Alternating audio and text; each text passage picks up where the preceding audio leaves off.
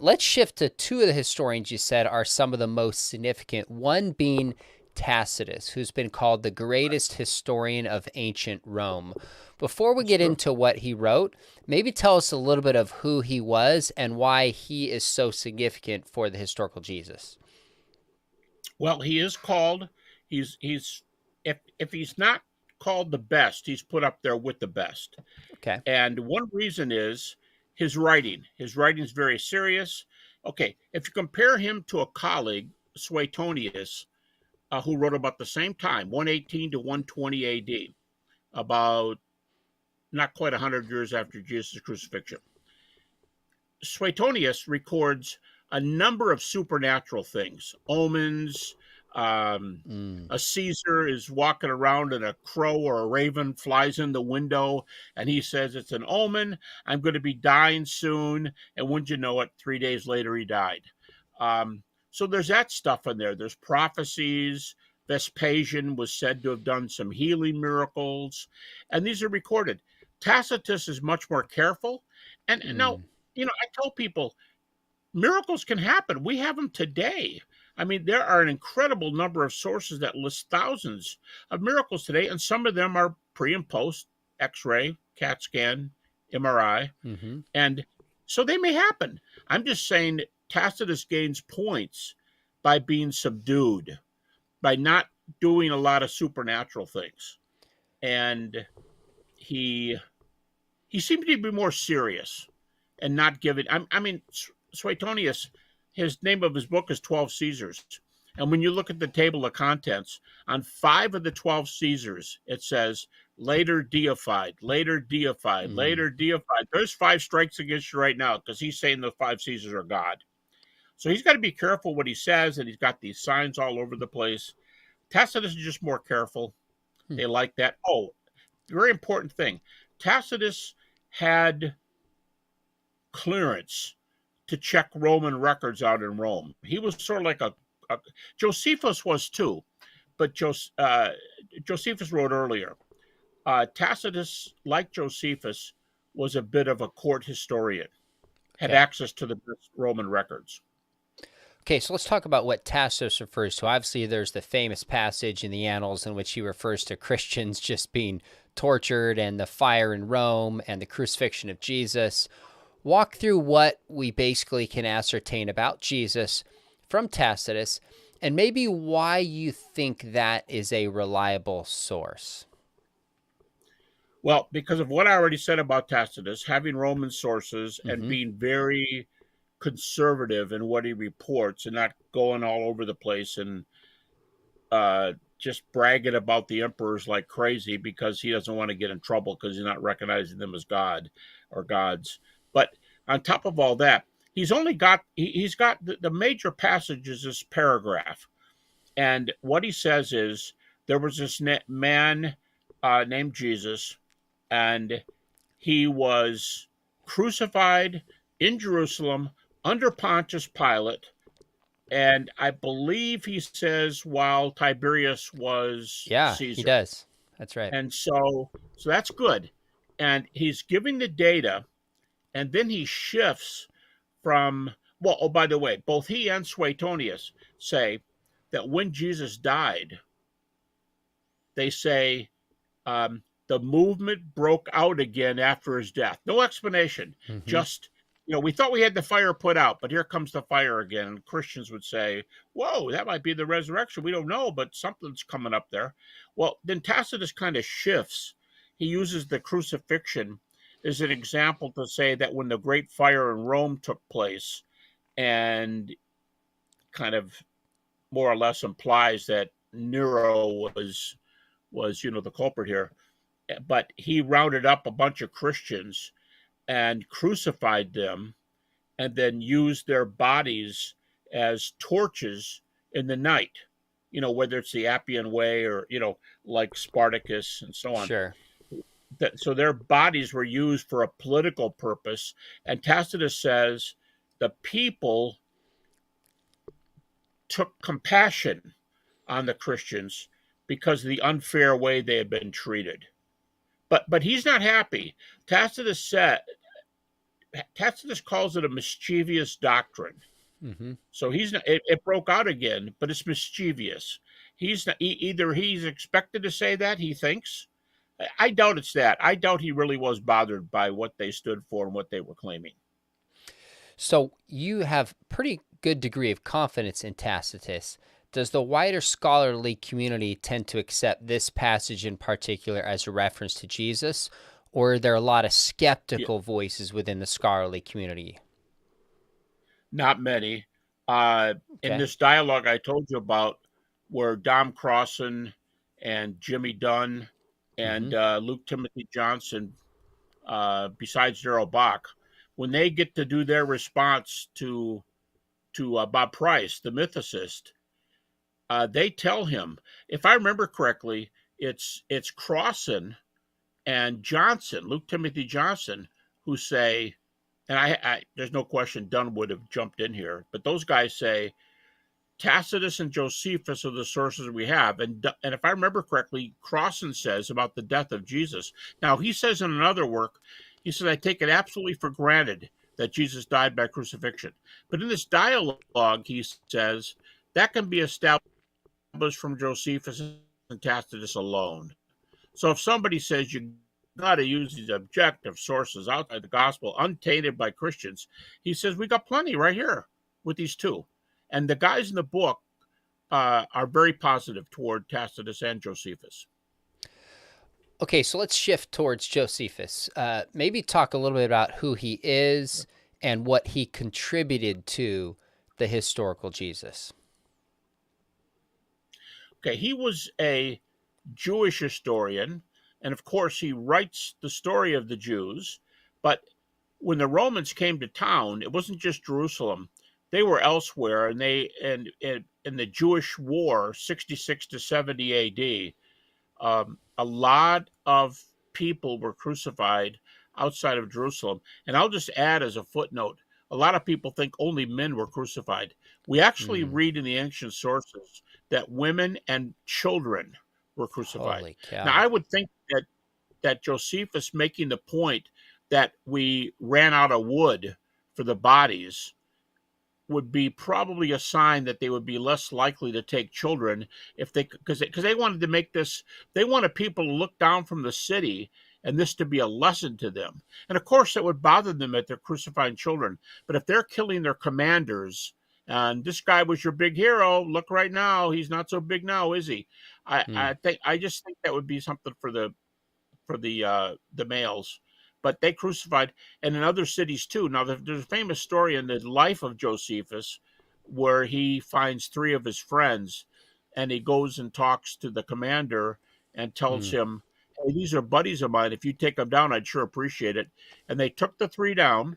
He commanded that they got the best of Roman medical attention, and two of them still died. So only one lived, even being taken down prematurely. So that's in Josephus. He was an eyewitness, is what I'm saying. He was there. He witnessed it. And he got to be good friends with the Romans. They started trusting him. One time they had a cohort, Josephus says, of 1,000 men who went with him to another city. And they sent all these soldiers with him. I'm just saying he was appreciated among them. Okay. And then he moved to Rome, and he became court historian for the Romans. So they recognized him, and that's why a lot of Jews hated him, because they thought he was a turncoat, kind of a Benedict Arnold. So in your book on the ancient evidence for life of Jesus, you say that most scholars accept this kind of interpolated, shorter version of the Testimonium Flavianum, in which we get the reference to the crucifixion of Jesus, that some considered him the Messiah, etc. Do you still hold that position, and why? I think, well, Charlesworth, who just retired from Princeton, Charlesworth, if I remember correctly, said that the majority view on Josephus is that that paragraph is his, with possibly those three major exceptions. He was a worker of miracles. He was perhaps the Messiah, and his resurrection. But as many people have pointed out, he doesn't say he did miracles, doesn't say he was the Messiah, Didn't say he was raised from the dead. For example, in the latter example, Josephus says, and his followers taught that he was raised from the dead, which me doing this minimal facts argument for the resurrection, these critique that all scholars will accept today, that's exactly what they allow, that the New Testament writers say he appeared to them alive afterwards. That seems to be Josephus's point and is backed up by the evidence. Plus, there's another version of Josephus, an Arabic version that showed up a couple decades ago, and it makes those lesser claims. Some say he did miracles. Some say he was the Messiah. Some say they saw him again. So it's pretty good argument. By the way, a real brief one, Sean, is that a lot of scholars say there had to be a previous mention of Josephus, because later Josephus says that James was, I guess we could say pastor of the Church of Jerusalem, James, a brother of Jesus, and he tells how James was killed, and he makes the comment, James, the brother of the so-called Christ. And to say that, scholars say, you don't just say that. Who's the so-called Christ? Tell us something. So it assumes that Josephus said something earlier before that little standalone comment about James's martyrdom.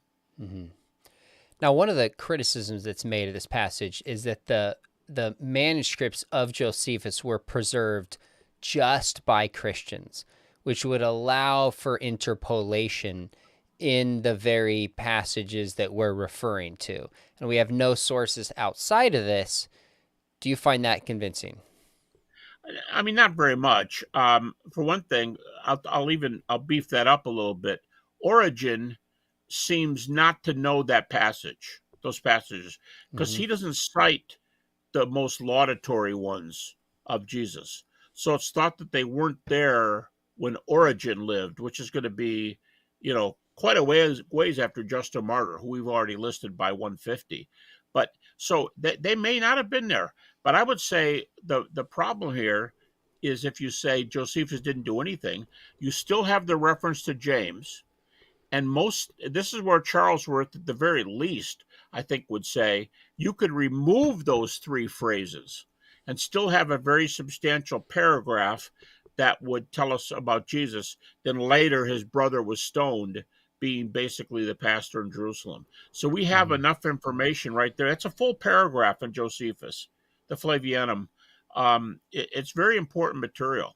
And then you got the whole paragraph in Tacitus. And I started out the program saying, if a lot of these references are a half a sentence or a sentence, Tacitus and Josephus are two of the longest.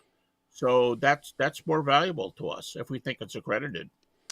The Origen reference is interesting because he mentions Josephus at least 11 times, but doesn't mention the testimonium at all. And the argument is made that in Contra Celsus, it would have seemingly benefited him to cite that very passage in places where he's affirming the historicity of Jesus by referring to other contemporaries of the time. For example, he'll cite Origen texts from Josephus in the testimonium about John the Baptist and James, the brother of Jesus, but doesn't cite the testimonium itself. So other passages that are close to that within Josephus, but not the testimonium. So the argument is made that Origen does cite Josephus, and in places where it would have benefited him, he doesn't include the testimonium. Therefore, it likely wasn't there in the original. Your thoughts? Yeah, well, I'll make it even worse.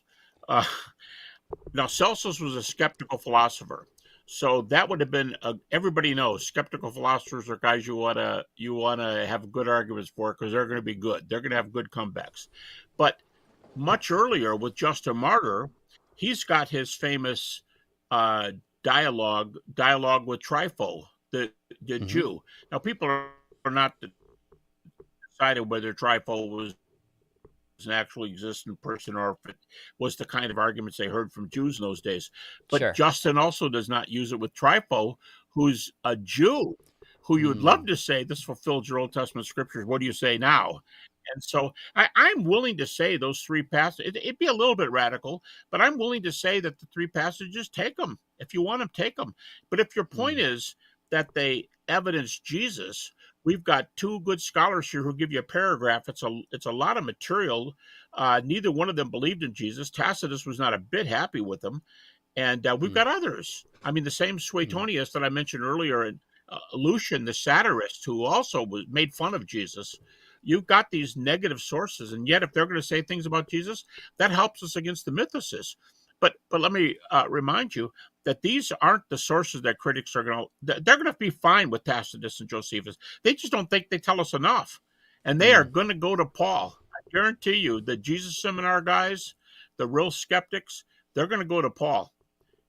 And they even give you reasons why Paul is more trustworthy. And when they say Paul, they mean those 7 books I mentioned earlier. But you use them, they're happy. If you throw in Tacitus and Josephus, they're likely to say something like, yeah, that's okay with me. Now let's get back to Paul. That's kind of where they are. Okay. And the Gospels, which were out for a long time, are coming back. And you see occasional articles now in the journals that even the Gospel of John is coming back for its value. Interesting. So, bottom line, in your minimal facts case that you lay out in the past in your upcoming volume, you don't need these historical sources. You would still believe in the resurrection if we didn't have any of them, but you feel like there's a good amount and they add kind of corroborative support of the kind we would expect if these events are true. Is that fair, or did I put words in your mouth? Oh, that's fair. Okay. In the first volume, I do the 6 minimal facts as I count them, and then I add the empty tomb. So Mike Lakota and I called it 4+1 years ago, 4 minimal facts and the empty tomb. I call it 6+1. If you take those 6 minimal facts and the empty tomb, you will have an average of over a dozen arguments for each of the minimal facts, which is a lot from the ancient world. I barely even mention Josephus and Tacitus when I go through the arguments. I mean, I'm glad they're there. They're there for the people who say, no, you got to use something outside the New Testament. But if you use the creeds, which are frequently dated, the Jesus Seminar puts the creed of 1 Corinthians 15, 3 and following. They put the creed, they say that creed was in existence when Paul set out for Damascus. Paul's unsaved, and that creed is in existence. That's the kind of source I want. I want a source from Paul's converted in 32 or 33 AD, one or the other, everybody.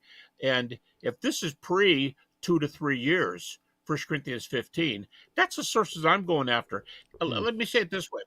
Even if Tacitus doesn't mention the resurrection, he says that this mischievous teaching, superstition he calls it, mischievous superstition, broke out again.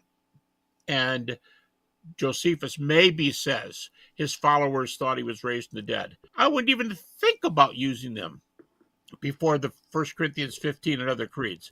1 Corinthians 15 among the critics, the atheist New Testament scholars, like Bart Ehrman, Gerrit Ludemann, and others, 1 Corinthians 15 creed, 3 and following, is way heavier to them than the secular sources. So the mythers can scream, I want secular sources, and they tell them to take a hike.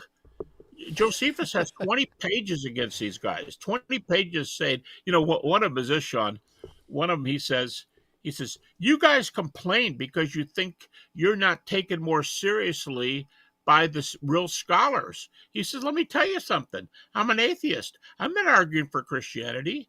He said, but you don't think you have a part in this debate. He said, you don't even have a foothold. In fact, you don't even have a toehold in this argument. That's what Ehrman says to the mythers. So, I don't think we even need Tacitus and Suetonius. I mean, Tacitus and Josephus. But it is an answer to those who say, hey, just for me, do me a favor, humor me, give me some non-Christian sources. And like I said, if I'm right, 15 to 17, now what are you saying? That's a significant number in those days.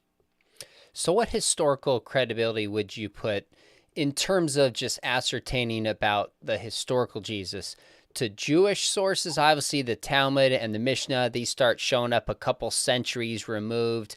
Into the Quran now, 7 centuries removed or so. What credibility, if at all, do you think you would give either of those or both? I mention the Mishnah in my sources, and I think that early passage about this fellow that they call the sorcerer, and let's keep in mind, sorcerer is not just a cult. Sorcerer is a false teacher in the literature, in the Old Testament. When they said this sorcerer is, we sent a crier down the streets of Jerusalem, and we said, if you want to defend him, speak now, because he's going to be stoned. And the very next line says, so he was crucified on Passover Eve. They don't tell why the change from stoning to crucifixion, but I think we all know it's a change from Jews to Romans. What's going on are the ways they do capital punishment. And those are valuable. I refer to that passage. I mention them there in the literature. Okay. It's a valuable text, but it's not a major one to fit in. Okay.